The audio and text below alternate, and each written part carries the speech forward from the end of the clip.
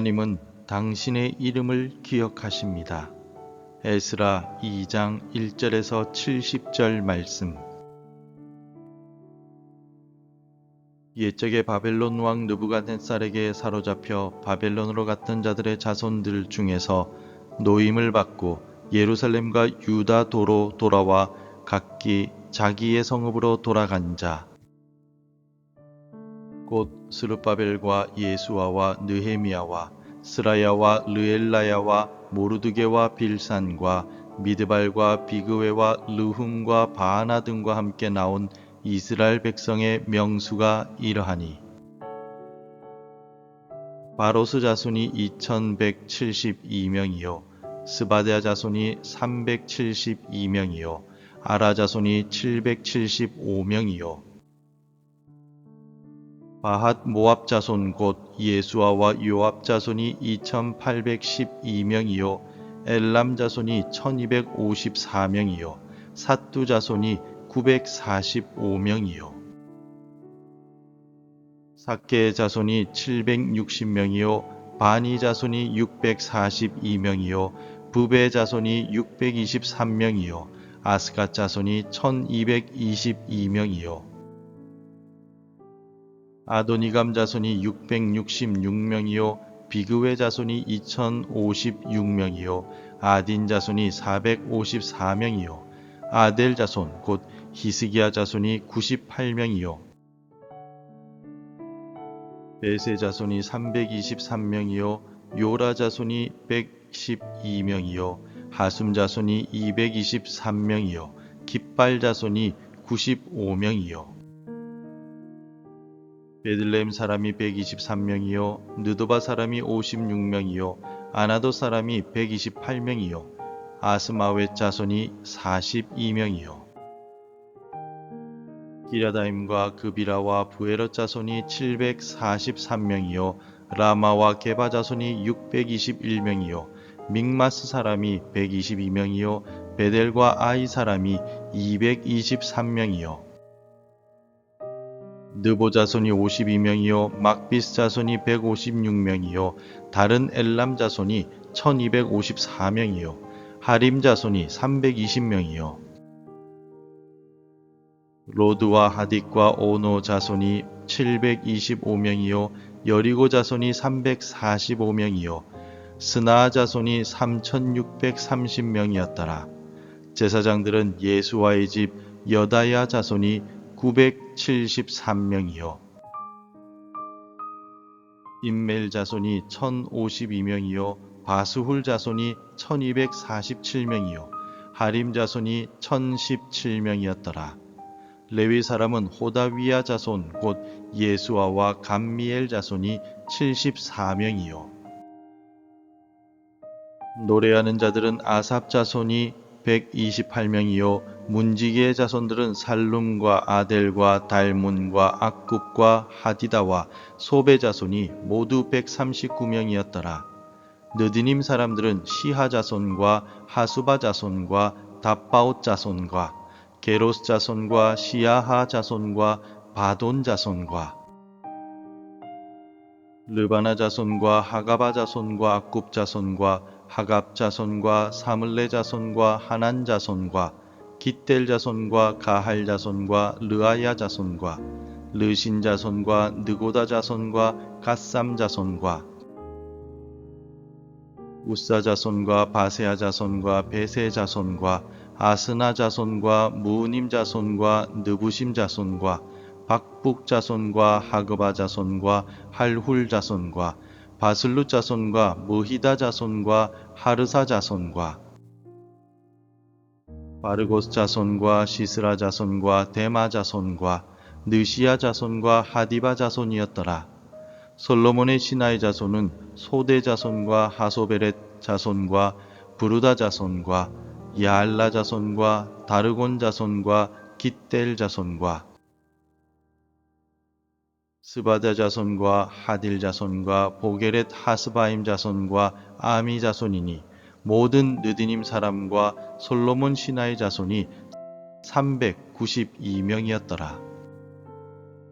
델멜라 자손과 델하르사와 그룹과 앗단과 임멜에서 올라온 자가 있으나 그들의 조상의 가문과 선조가 이스라엘에 속하였는지 밝힐 수 없었더라. 그들은 들라야 자손과 도비야 자손과 느고다 자손이라 모두 652명이요. 제사장 중에는 하바야 자손과 학고스 자손과 바르실레 자손이니 바르실레는 길르앗 사람 바르실레의 딸 중의 한 사람을 아내로 삼고 바르실레의 이름을 따른 자라. 이 사람들은 계보 중에서 자기 이름을 찾아도 얻지 못하므로 그들을 부정하게 여겨 제사장의 직분을 행하지 못하게 하고 방백이 그들에게 명령하여 우림과 둠밈을 가진 제사장이 일어나기 전에는 지성물을 먹지 말라 하였느니라. 온 회중의 합계가 42,360명이요. 그 외에 남종과 여종이 7,337명이요. 노래하는 남녀가 200명이요. 말이 736이요. 노새가 245요. 낙타가 435요. 나귀가 6,720이었더라. 어떤 족장들이 예루살렘에 있는 여호와의 성전터에 이르러 하나님의 전을 그곳에 다시 건축하려고 예물을 기쁘게 드리되 임자라는 대로 공사하는 금고에 드리니 금이 6만 1,000다리기요 은이 5천만에요 제사장의 옷이 100벌이었더라.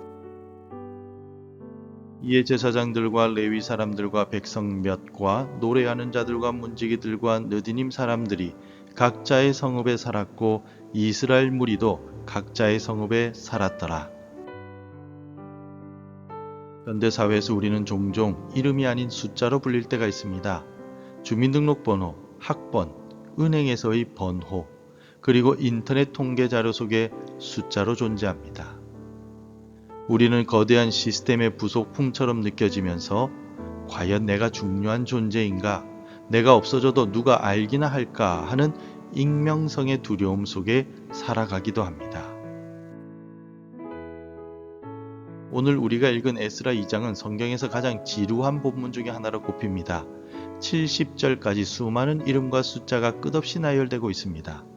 아마 많은 분들이 성경 통독을 하다가 2장에서 그냥 이런 사람들이 돌아왔구나 하고 빠르게 넘어갔을지도 모릅니다.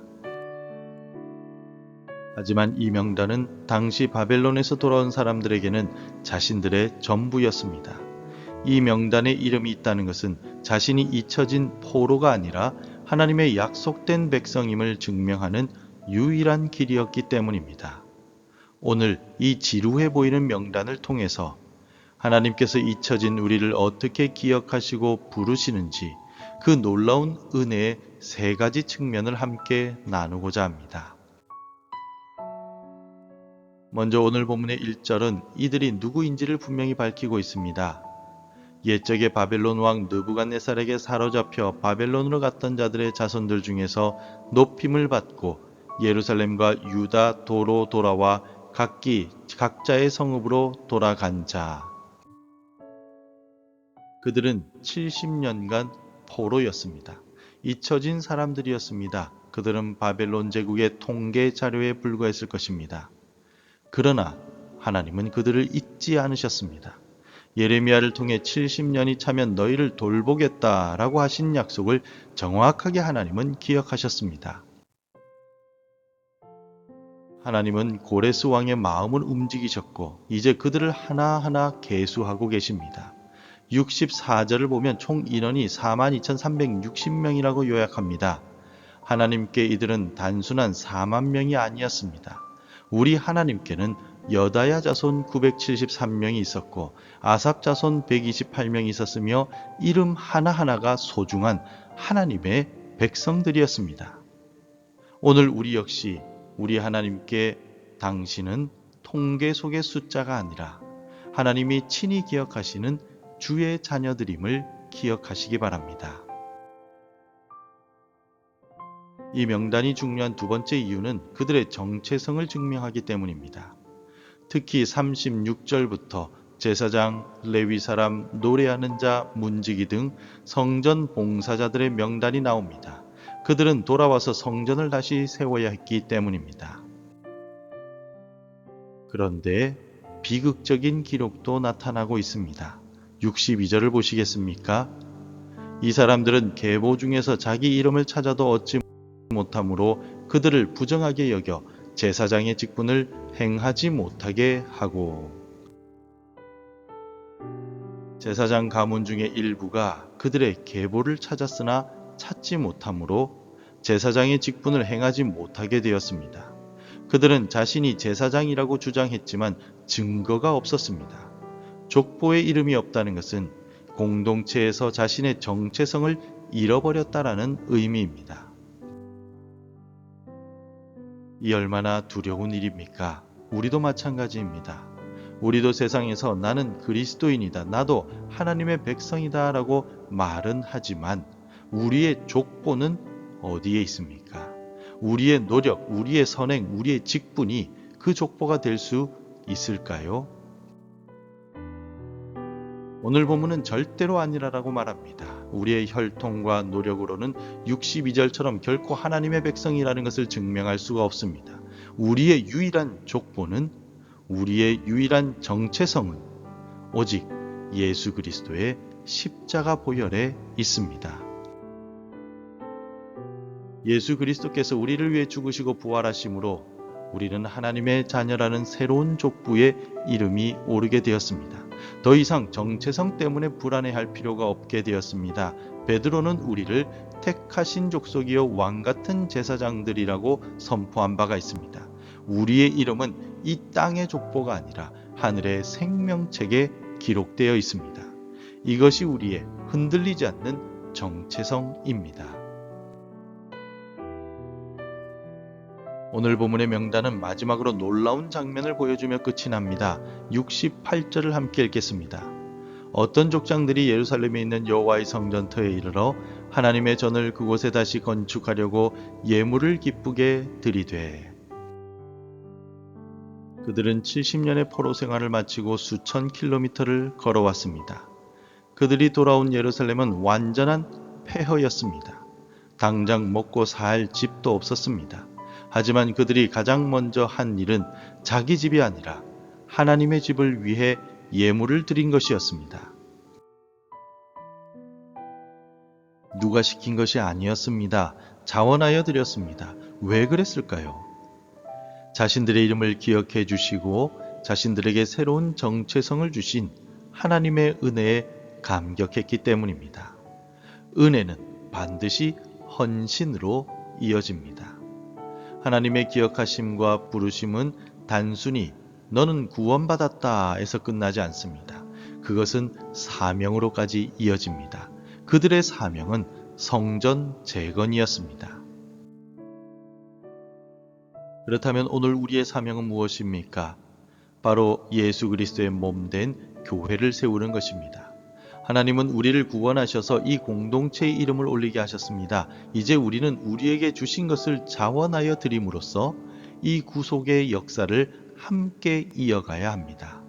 잊혀진 존재였던 우리를 불러주신 하나님의 은혜에 감사하며 기쁨으로 하나님의 집을 함께 세워나가는 것입니다.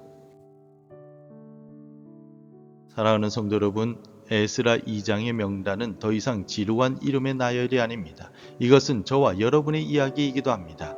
우리는 죄의 포로로 잊혀진 존재들이었지만 하나님은 우리의 이름을 기억해 주셨습니다. 우리는 자격 없는 자들이었지만 예수 그리스도의 피로 우리에게 왕같은 제사장이라는 정체성을 주셨습니다.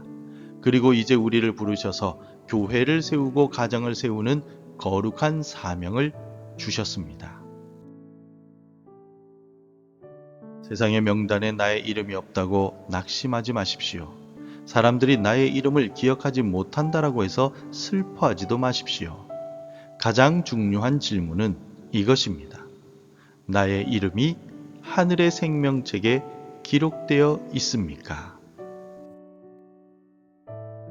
예수 그리스도 안에 있는 자, 그의 이름을 믿고 부르는 자는 이미 그 명단에 올랐습니다. 이제 그 이름에 합당하게 살아갑시다.